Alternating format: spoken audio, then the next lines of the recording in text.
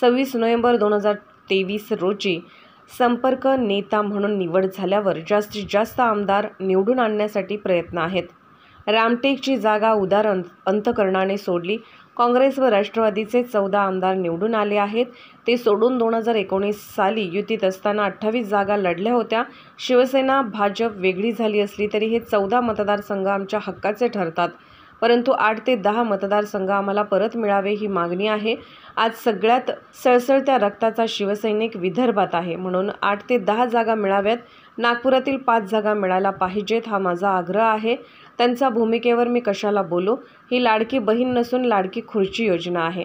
राज्यात एकूण 6 कोटीच्या वर महिला आहेत. हे लोक किती जणांना या योजनेचा लाभ देणार आहेत? 1,13,323 महिलांना लाभ मिळेल.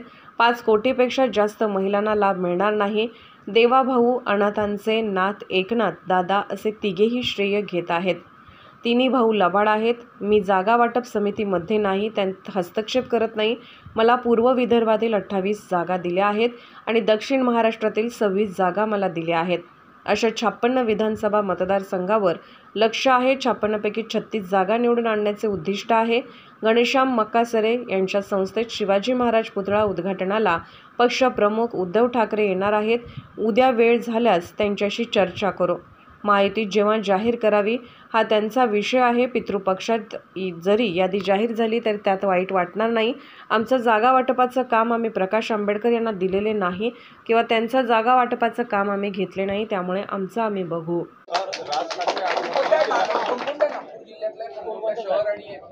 असं आहे की आम्ही रामटेकमध्ये रामटेक तर आमचे आहेत. आम्ही ती कामठी आम्ही मागतोय, उमरेड आम्ही मागतोय आणि हिंगणा आम्ही मागतोय. या 4 जागा आम्हाला मिळाल्याच पाहिजेत. शहरामध्ये दक्षिण ही सातत्यानं शिवसेना लढवत आलेली आहे.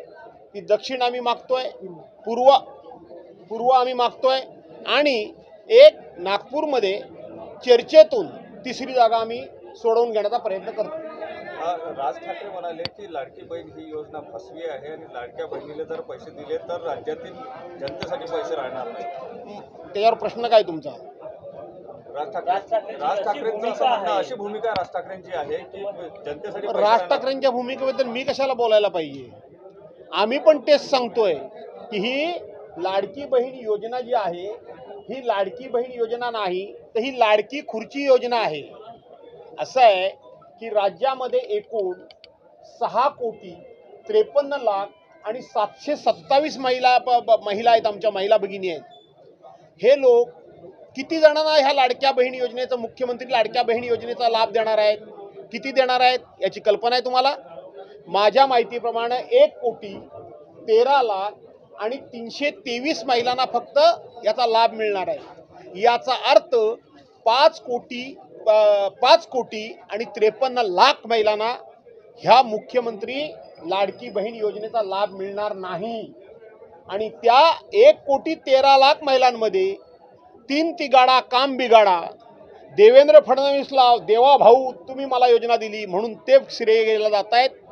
एकनाथ शिंदे, नाथ एकनाथांचा काहीतरी वगैरे असा, अनाथांचा नाथ वगैरे असे मी बोर्ड वाचले, ते घ्यायला जात आहेत. अजितदादा ते श्रेय घ्यायला जात आहेत.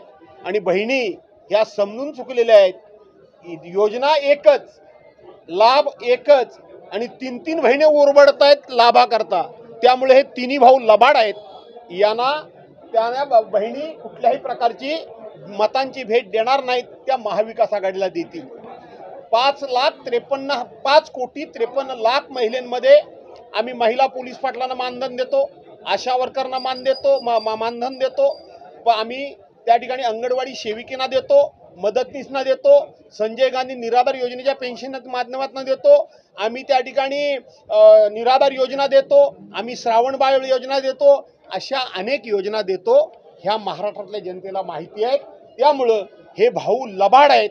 यांना आमच्या बहिणी त्यांना आपला भाऊ मानणार नाही. जागा वाटतं काय स्टेटस आहे? कधीपर्यंत निकाली गेला आणि तुम्ही ज्या जागांवर दावा करताय त्या जागेवर काँग्रेसने देखील दावा केला? असं आहे की मी जागा वाटप समितीमध्ये आमच्या पक्षाच्या वतीनं मी नाही, परंतु मला जे काम दिलेलं आहे ते काम चोख करण्याचा माझा सातत्यानं प्रयत्न असतो. मी दुसऱ्याच्या कामामध्ये कधी हस्तक्षेप करत नाही. 28 जागा ह्या मला पूर्व विदर्भामध्ये दिलेल्या आहेत आणि पश्चिम महाराष्ट्रामध्ये सातारा, सांगली आणि कोल्हापूर अशा 26 जागा माझ्याकडे दिलेल्या आहेत. 28 नी 26 54, माझी स्वतःचा विधानसभा मतदारसंघ 55 आणि रत्नागिरी जिल्ह्यातला खेड दापोली मतदारसंघ 56. तूर्त मी 56 विधानसभा मतदारसंघावर लक्ष केंद्रित केलेलं आहे आणि त्याचा निकाल लवकरात लवकर लागावा असा माझा प्रयत्न आहे. 56 मध्ये तुमचं किती टार्गेट आहे? काय निवडून आणण्याचं? 56 मध्ये किमान 36 जागा निवडून आणण्याचं आमचं टार्गेट आहे. उद्या आमचे पक्षप्रमुख आदरणीय उद्धव साहेब येणार आहेत. कळमेश्वरला जो छत्रपती शिवाजी महाराजांचा जो अश्वारूढ पुतळा, तिथले आमचे घनश्याम मक्कासरे यांच्या संस्थेमार्फत जो उभा राहिलाय त्याचं उद्घाटन उद्धव साहेबांच्याच हस्ते व्हावं असा त्यांचा आग्रह होता. त्या ठिकाणी उद्धव साहेब येत आहेत. मी आता ह्या सगळ्या पूर्व विदर्भाची आढावा बैठक संपल्यानंतर तुम्ही बघताय हजारो लोक आहेत. घोषणा लोकांना दाखवता की नाही? पूर्व विदर्भामध्ये शिवसेना नाही म्हणणाऱ्यांना शिवसेना काय आहे ती. आणि म्हणून उद्याच उद्धव साहेबांनी जर वेळ दिला तर पूर्व विदर्भातल्या जागांचा आम्ही जागा कुठल्या लढवणार उमेदवार नंतर याचा निर्णय टेंटेटिव्हली मी करून घेईन.